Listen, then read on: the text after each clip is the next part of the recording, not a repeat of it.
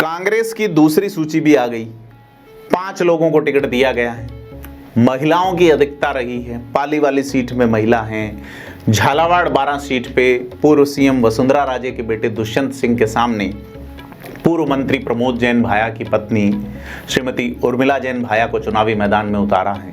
हालांकि उर्मिला जैन भाया अपना एक अलग राजनीतिक और सामाजिक वजूद भी रखती हैं। उर्मिला जैन भाया ही वो प्रत्याशी रही हैं जिन्होंने दुष्यंत सिंह को उनके टोटल 4 चुनाव में सबसे टफ फाइट 2009 में दी थी। पाली में पीपी चौधरी के सामने बाल संरक्षण आयोग के अध्यक्ष संगीता बेनीवाल को उतारा गया है। नया चेहरा है। 5 सीटें जयपुर के अंदर जिस तरीके से कांग्रेस के महासचिव रहे सुनील शर्मा को मौका दिया गया है। आरएलपी छोड़ के कांग्रेस का दामन थामने वाले उम्मेदाराम बेनीवाल को बाड़मेर से प्रत्याशी बनाया गया है। अब 5 सीट में से 4 सीटों पर पार्टी ने नए चेहरों को चुनावी मैदान में उतारा है और एक और सीट है सीकर की। तो कांग्रेस की ओर से जो डिक्लेयर कर दी गई सीटें हैं वो 16 है और भाजपा की 15 है। मतलब कि कांग्रेस ने सीपीआईएम के लिए सीट छोड़ दी है, तो पोलित ब्यूरो के सदस्य और पुराने विधायक जबर के मार्क्सवादी नेता अमराराम को मार्क्सवादी कम्युनिस्ट पार्टी ने प्रत्याशी बना दिया है। अब बलवान पूनिया खुल के समर्थन में आएंगे राहुल कसवा के, और अमराराम जो कि डेमोक्रेटिक पॉलिटिक्स में एक अलग समझ के लीडर मेरी नज़र में लगते हैं। 2008 से 13 का कार्यकाल हमने उनका नज़दीक से देखा। विधानसभा में जिस तरीके से जनता के मुद्दों को उठाते हैं।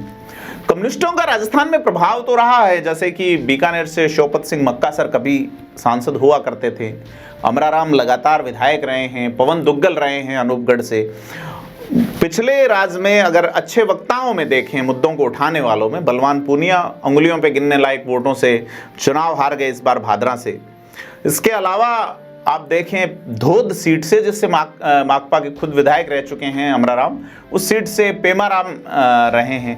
तो यह कम्युनिस्ट पार्टी के लिए सीकर की जो सीट छोड़ी गई हैं, ऐसे में सवाल है कि क्या सीकर अभी भी इतना कम्युनिस्ट बचा है, जबकि सामने बाबा जी यानी कि सुमेधानंद सरस्वती तमाम बिंदुओं पे विश्लेषण करेंगे। नमस्कार, मैं प्रदीप हूं। 5 सीटें कांग्रेस ने घोषित कर दी हैं और 5 सीटों में पाली है, झालावाड़ 12 है, बाड़मेर है, जयपुर शहर है, सीकर की भी घोषणा कर दी है।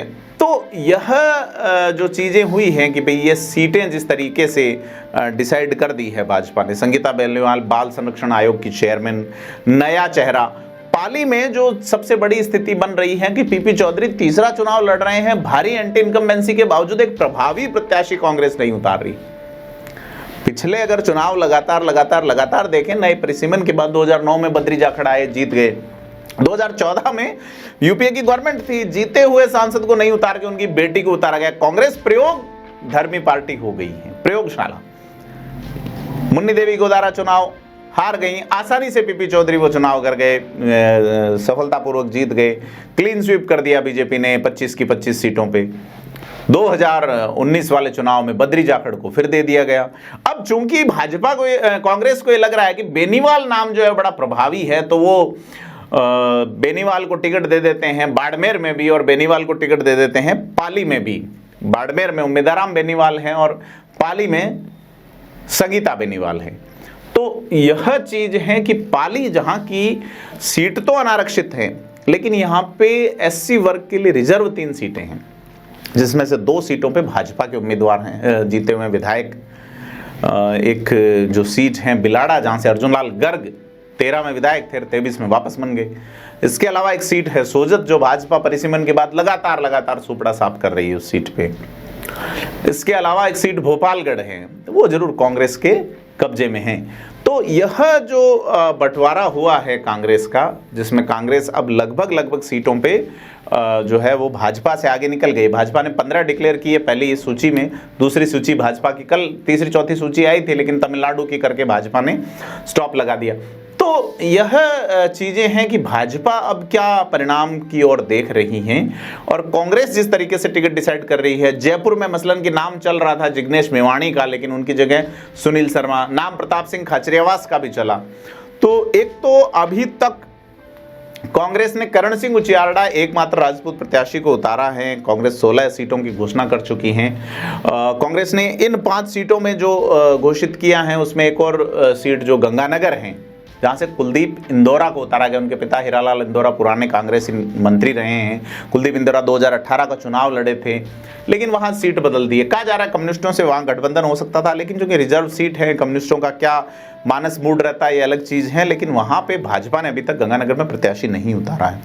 चूरू में रण जो है वो परवान चढ़ चुका है, और रण उधर जालोर सिरोही में भी सीएम रह चुके अशोक गहलोत के बेटे मैदान में है। तो वहां त्रिकोणीय संघर्ष बन रहा है कि बसपा ने जिस तरीके से नाक का सवाल बनाते हुए जालोर सिरोही की सीट पे तय किया है कि अशोक गहलोत, जिन्होंने 2 बार बसपा का मर्जर किया कांग्रेस में, और बसपा का एक उठ रहा दलित राजनीति का जो चेहरा था, भाजपा के हाथी का सिंबल था, उसे अशोक गहलोत ने पैंदे बिठा दिया। तो बहन जी बड़ी तरीके से बदला लेने के मूड में है जालोर सिरोही की सीट पे। लिहाजा बसपा का जो सबसे फोकस इलाका रहेगा वो जालोर सिरोही रहेगा, और लगता है कि बसपा की पूरी केंद्रीय टीम जो है वो प्रभावी तरीके से प्रचार करेगी जालोर सीट में कि राजपूत जाति के प्रत्याशी को इसलिए उतारा गया है कि बसपा का मूल वोट बैंक और इस जाति का वोट बैंक जुड़ता है, तो अशोक गहलोत को एक बड़ा डेंट दे सके वहां पे। और अशोक गहलोत जो कि अपने राजनीतिक उत्तरार्ध के अंदर अपने बेटे को सेट करने की दूसरी सबसे बड़ी कोशिश करने वाले हैं, उन कोशिशों को ब्रेक करने के लिए बसपा ये करना चाह रही है। लेकिन इनका आसपास पे क्या असर पड़ेगा?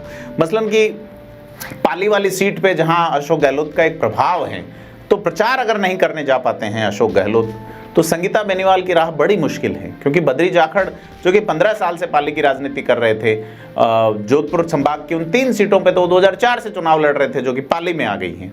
जैतारण जो वोट बैंक है वो राजसमंद में है, लिहाजा पाली जो है, जैतारण चूंकि ब्यावर जिले का हिस्सा हो गया है, तो पाली बड़ी यूं डिस्टर्ब सी कॉन्स्टिट्यूंसी है, और अलग अलग विचारधारा की। मसलन आप चूरू में जाइए तो एक सा अंदाज मिलेगा आपको, उनके अंदर हनुमानगढ़ की 2 सीटें हैं लेकिन एक जैसी विचारधारा है वहां पे। लेकिन पाली में जाएंगे तो पाली में एक हार्डकोर बेल्ट है आपका भोपालगढ़, बिलाड़ा, रोसिया में।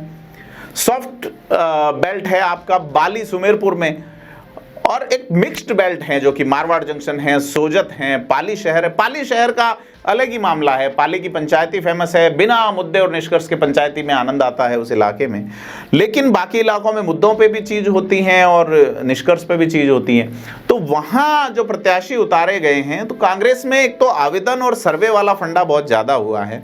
लेकिन अगर कास्ट इक्वेशन देखें तो वहां कांग्रेस ने जिस तरीके से किनारे लगाया माधव सिंह दीवान को, जो कि चिकित्सा राज्य मंत्री रहे थे अशोक गहलोत की पहली सरकार के वक्त में, कांग्रेस के कद्दावर नेता, आते राजपूत जाति से हैं लेकिन सिरवी समाज के धर्म गुरु है। पीपी चौधरी की राह रोकने के लिए एक बेहतरीन उम्मीदवार वो हो सकते थे। लेकिन कांग्रेस तो कांग्रेस है, अपने तरीके से सोचती हैं। अब संगीता बेनीवाल आई हैं, कैसा परफॉर्म कर पाएगी? स्थिति यह है कि पीपी चौधरी के खिलाफ उनकी ही पार्टी में एक मौन एंटी इनकम्बेंसी है, जो कि पहले जरूर परिलक्षित हुई थी, परंतु संगीता बेनीवाल के साथ वो एंटी इनकम्बेंसी चली जाएगी या नहीं जाएगी, बड़ा सवाल है। बद्री जाखड़ ने अपना एक बेस बनाया था, लेकिन उन्हें पॉलिटिकली अलग कर दिया गया है पाली जिले से, सीधे तौर पे पाली लोकसभा क्षेत्र से, क्योंकि उन्होंने बाली से 2023 का विधानसभा चुनाव लड़ा, बड़ा जबरदस्त चुनाव लड़ा। तो इस बार अगर बद्री जाखड़ आते तो निश्चित तौर पे पाली में कुछ और होगा। लेकिन संगीता बेनीवाल को अब चूंकि दूसरे चरण में चुनाव है, तो 1 महीने के भीतर कैसे वो जाजम जमा पाएगी, ये देखने वाली बात होगी। अगर बात करें अपन, जहां गंगानगर की अपन बात कर चुके हैं कि कुलदीप इंदौरा जो है वो किस तरीके से यहाँ चीजें बैठाते हैं, क्योंकि वहां कांग्रेस ने एक अच्छा परफॉर्म किया है। मसलन कि उपचुनाव जिस तरीके से करणपुर सीट पे जीता है, सुरेंद्र पाल सिंह टीटी को मंत्री पद की शपथ दिलाए जाने के बावजूद, और कांग्रेस का एक प्रभाव है। जिस तरीके से चन्नी का नाम चल रहा था कि गंगानगर पे चरणजीत सिंह चन्नी को दिया जा सकता है, लेकिन प्रभाव पड़ेगा। पंजाब और पंजाबियत दोनों ही का प्रभाव गंगानगर सीट पे पड़ता है। तो वहाँ चूंकि कांग्रेस और चूंकि प्रभारी जो हैं रंधावा, उनका भी एक इन्फ्लुएंस है, उप मुख्यमंत्री रहे थे पंजाब के, लिहाजा ये जो टिकटें डिक्लेयर हुई हैं, इसमें अगर अभी कास्ट इक्वेशन देखें तो कांग्रेस जो है वो एक सेफ गेम की ओर जाना चाह रही है कास्ट बेस पे। मसलन कि उन्होंने जाट प्रत्याशी उतार दिए हैं, यहाँ से राहुल कसवा को उतारा है। इसके अलावा उम्मेदाराम बेनीवाल की अगर अपन बात करें तो अब चौधरी वर्सेज चौधरी, यानी कि जाट वर्सेज जाट मुकाबला होगा बाड़मेर में। अब रविंदर सिंह भाटी इस सीट पे क्या करते हैं, क्योंकि उनके लिए एक चीज ये हो गई कि दोनों ही मूल ओबीसी से इतर हार्डकोर नेता हैं दोनों ही। ऐसे में एक सॉफ्ट माहौल रविंद्र सिंह भाटी के लिए बनता है और रविंद्र सिंह भाटी उसमें क्या सेंध लगा सकते हैं, बड़ा सवाल है। क्योंकि पिछली बार मानवेंद्र सिंह को उतारा गया था, इस बार मानवेंद्र सिंह को नहीं उतारा गया। मानवेंद्र सिंह को जिस तरीके से पॉलिटिकली समअप किया गया वो उसका उदाहरण है सीधे तौर पे, यहाँ वहाँ भेजे जाते रहे। अब मानवेंद्र सिंह का कांग्रेस से मोह भंग हो चुका है। उनका एक ट्वीट भी आया है जिसमें सुनील परियार को कांग्रेस में लिए जाने की उन्होंने जिस तरीके से तंज कसा है कि 6 साल का वनवास 6 महीने से पहले ही खत्म हो गया, निलंबन पहले ही खत्म हो गया। तो तमाम चीजें जो है इन 5 सीटों पे, जयपुर शहर में भाजपा किसको देती है? क्या रामचरण बोहरा ही रिपीट होंगे या जयपुर शहर में भाजपा जो है वो अब प्रत्याशी नया लाएगी?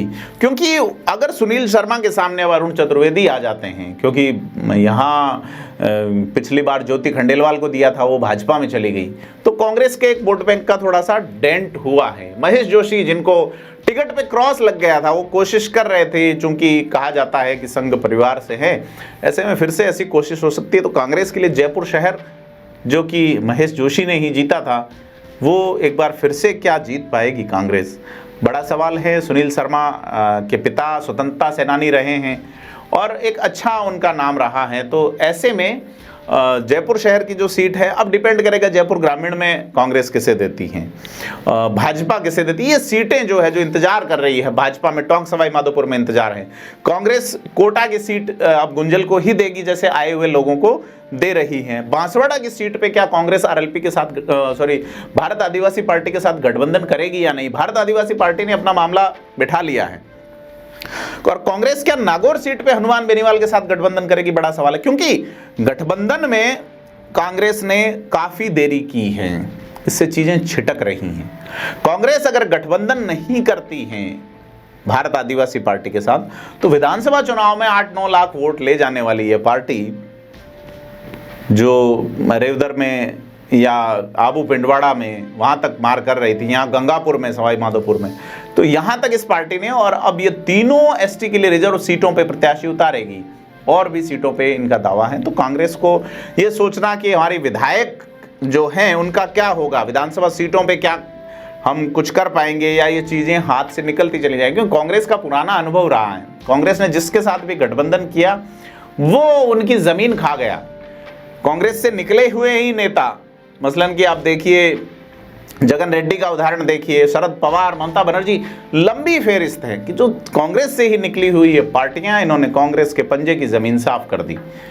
तो यही डर है कि क्या लोकसभा में अगर हमने इनसे गठबंधन कर लिया तो क्या हमारी जमीन खत्म नहीं हो जाएगी, बड़ा सवाल है। तो कुल मिला के ये जो टिकटें वितरण हुई है, इसके बाद बीजेपी की अगली लिस्ट का इंतजार है, देखना है कि अब क्या भाजपा करती है और क्या तीसरे मोर्चे करते हैं। आपको क्या लगता है राजस्थान की राजनीति किस करवट बैठेगी? हमें कमेंट बॉक्स में जरूर बताएं और वीडियो को लाइक, शेयर और सब्सक्राइब चैनल को जरूर करें। धन्यवाद।